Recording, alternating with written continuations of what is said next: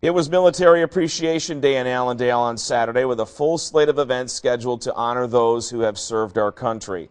Lubber Stadium joined in the celebration as the Lakers wore their camouflage uniforms and were brought out onto the field in full military style to take on the Tiffin Dragons.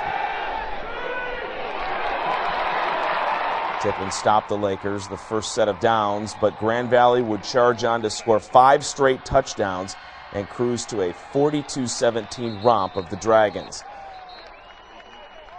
The first score came on their 5th play of the second drive as Isaiah Grimes hit sophomore tight end Jamie Potts with a 32-yard strike. Tiffin quarterback Joey Frendo drove the Dragons into field goal position. The 36-yard attempt was blocked and recovered by Wunderlich, and the Laker offense would go back to work.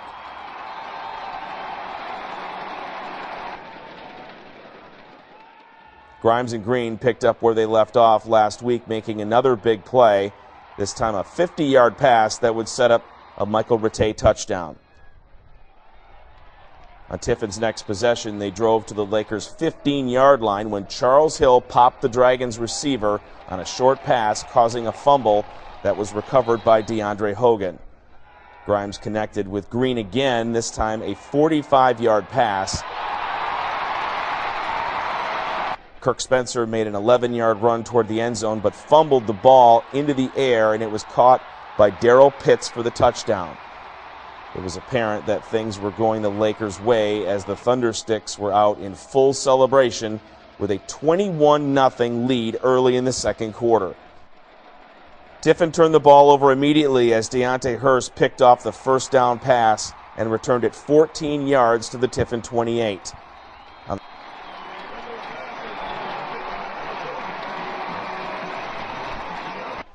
On the first play, Grimes hit a wide-open Jamie Potts for a 28-0 lead.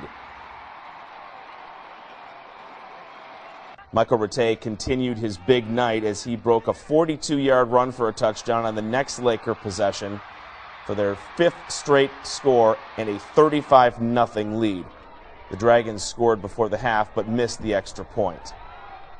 The second half played out with Tiffin gaining a little more confidence with a hurry-up offense. Quarterback Antonio Pipkin got the Dragons on the board a couple more times.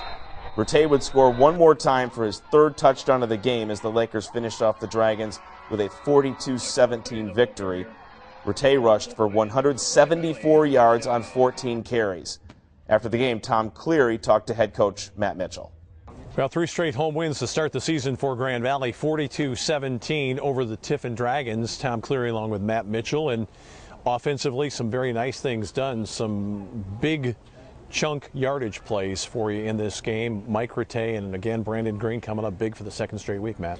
Yeah, I got off to a 35-0 lead, and I think our defense blocked a field goal, which was big for us from a momentum standpoint, and then we were able to get some pressure with Matt Mosley and get a pick and set up another score of our offense. So I was glad we didn't have to settle for field goals this week, that we were getting big chunk plays and also punching it in red zone offense.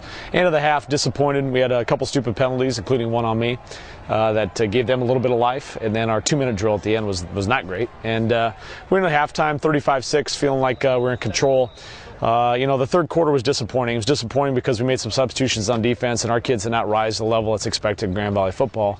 And then our offense wasn't able to, they got across the 50 a couple times. We couldn't, score, and we needed to score to push it to a lead. But at the end of the day, 42-17, mostly healthy coming out of the game. Mike Rattay, big night, really big night for us, and has kind of established himself as the go-to guy with 174 yards. Well, another thing that happened offensively for your team, you hit 2 big touchdown passes to Jamie Potts, who plays tight end or H-back, and turning into a real weapon. 2nd straight week he scored 3 touchdowns now in the season, and that's a facet of the game at Grand Valley. It's continuing to be polished under Tim Morrison. No doubt, and I think what we're doing is we're using a lot of different personnel packages as we keep people off balance. Is Potts an H? Is he a wideout? Is Hershey Jackson a running back? Is he in there? Are we using Mike Rattay as a wideout? Kirk Spencer as a wideout?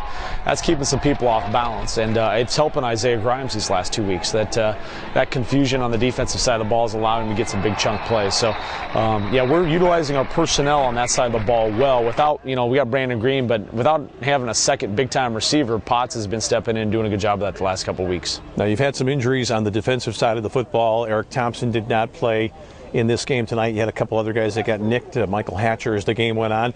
But we see again this week more new faces moving in, and one guy that was in there tonight, the linebacker Talley, the young guy from Orchard Lake St. Mary near Detroit. Tell us a little bit about him and your impressions on some of these other guys that got extended minutes in this game. Yeah, I mean, pretty much Joe Moran, who's from Loveland, Ohio, and David Talley, as you mentioned, from Orchard Lake St. Mary's, pretty much played exclusively the second half. We just wanted to try to protect Luther Ware and Chuck Hill. I think those were kind of two all-conference linebackers, and so we wanted to keep those two redshirt freshmen there and learn. And there were some bright spots. You know, they're physical on some tackles. At the same time, there was, you know, they made some mistakes, and that's what I talked about. There was definitely a learning curve that occurred, and that was probably what we didn't have a chance to do that the first two games. So we just made a commitment to having those guys, and Tommy Bush and Dante Carey, and I could name all the redshirt freshmen out there playing.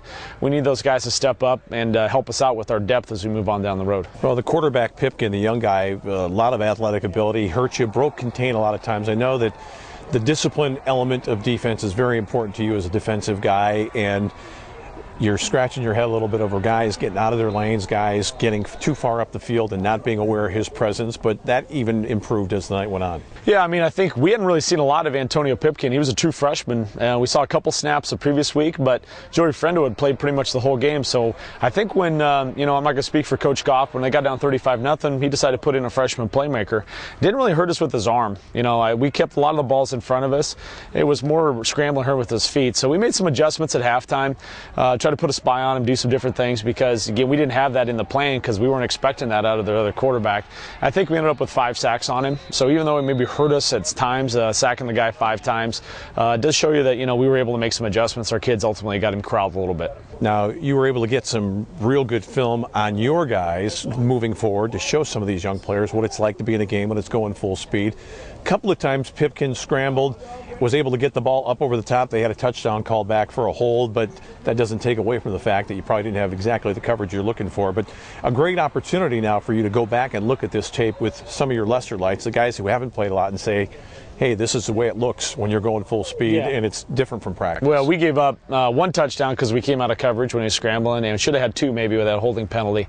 But yeah, it's great teaching tape. I mean, we're going to get better because of this game, especially the guys that had not played a ton moving forward. And yeah, there's definitely some teachable moments on offense, defense, and special teams for guys that didn't play. Zach Jolly, I'll mention him on the offensive side of the ball, started, you know, we felt he could be a good tackle for us, hadn't played much. We started him at tackle at the start of the second half. He played every snap the second half.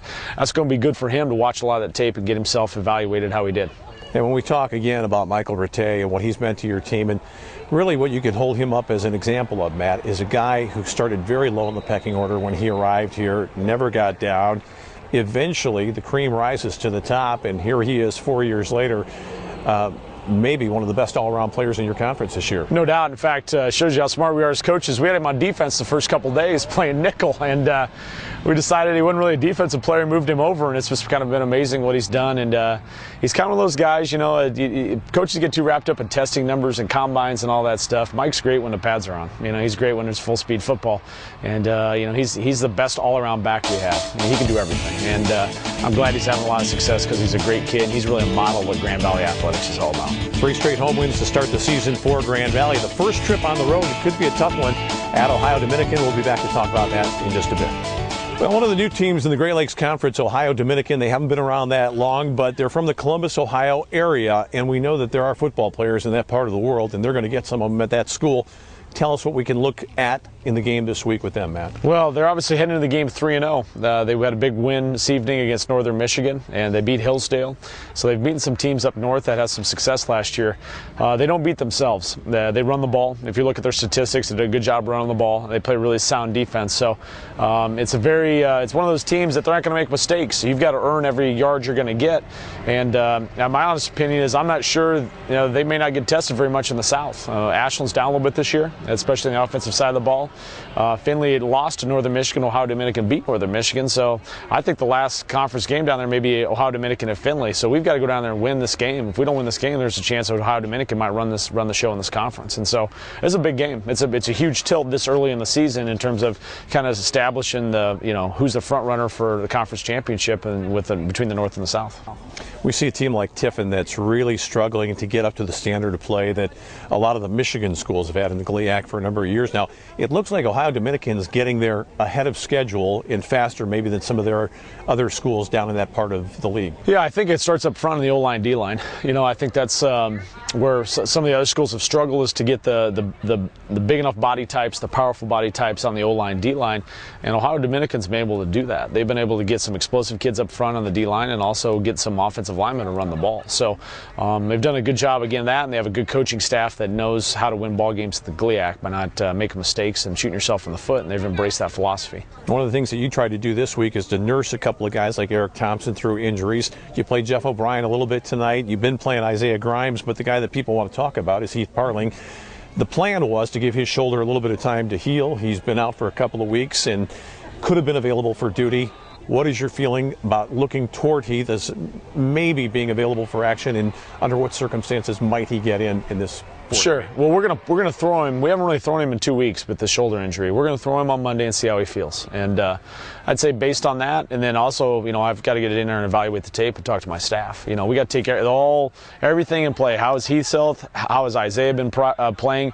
Who gives us the best chance to beat Ohio Dominican will be our starting quarterback. And I don't know that right now. We've got, again, it's dependent on Heath's health and how Isaiah played. And we've got to look at all those factors in conjunction and make a decision. But, you know, we can't wait until Thursday to make that decision. We got to know so we can game plan and have our plan in order as we go through practice Monday, Tuesday, Wednesday, Thursday. Now, one of the biggest games of the year on the road, certainly coming up for Grand Valley, and also the first game of the year on the road, and that's always difficult. Ohio Dominican and the Lakers this week from Ohio.